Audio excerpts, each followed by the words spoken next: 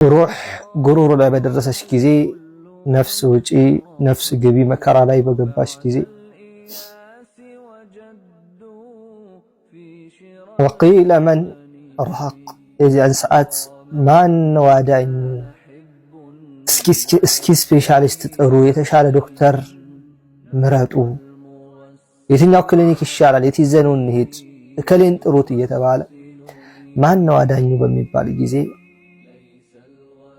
ነገር ግን እሱ ወظن انه الفراق እሱ ግን ቤተሰቦቹን ዘመድ አዝማዶችን ልጆቹን እናት አባቱን ወንድም እህቱን ሊለያይ እንደሆነ ርግጥ ብሏል። የዛን ሰዓት ሰዎች ዶክተር ይጣራ ይላሉ፣ ሰዎች ሐኪም ጥሩ ይላሉ፣ ቆንጆ ሆስፒታል ወሰዱት ይላሉ። ነገር ግን እሱ ወደ አኺራ እየሄደ እንደሆነ እርግጠኛ ሆኗል።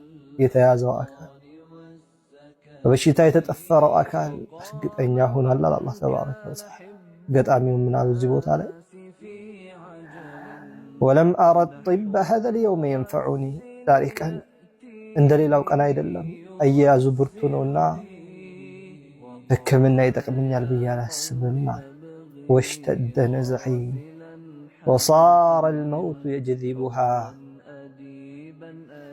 واشتد نزعي የሩሂ መውጣት በረታብኝ። ህመሙ ከባድ። ረሱሉ ዓለይሂ ሰላቱ ወሰላም ሰከራተል መውት ላይ ያሉ ጣረ ሞት ላይ ያሉ ምን ይሉ ነበር? ላ ኢላሃ ኢለላህ ኢነ ሊልመውት ለሰከራት ይሉ ነበር። ለሞት እኮ ህመም አለው ይሉ ነበር። አላሁመ ኢና ነዑዙ ቢከ ሚን ሰከራቲል መውት ይሉ ነበር። የአላህ መልእክተኛ ጌታችን ሆይ ከሞት ስካር ባንተ እንጠበቃለን፣ ከሞት ህመም ባንተ እንጠበቃለን ይሉ ነበር። ወላሂ ሞት ላይ እንዳለ ህመም ምንም አይነት ህመም የለም፣ እጅግ ከባድ። ያ ህመም ግን ለአማንያኖች ወንጀላቸውን ማበሻ፣ ወንጀላቸውን ይቅር የማስባያ፣ ደረጃቸውን ከፍ የሚያደርግላቸው ህመም ሲሆን ለከሃዲያን ግን ቅጣት ነው። አላህ በእውነት በሱ ካመኑት ባሮች መካከል ያደርጋል። ታዲያ ሼኹ ምን አሉ? ወሽተደ ነዝዒ የሩሂ መውጣት በረታብኝ። ያ አላህ ወሳረ አልመውቱ የጅዚቡሃ መለከል መውትም መጎተት ጀመረሳ ወሳር ሆነ አልመውቱ ያኒ መለከል መውት የጅዚቡሃ የሚጎትታት ሆነ።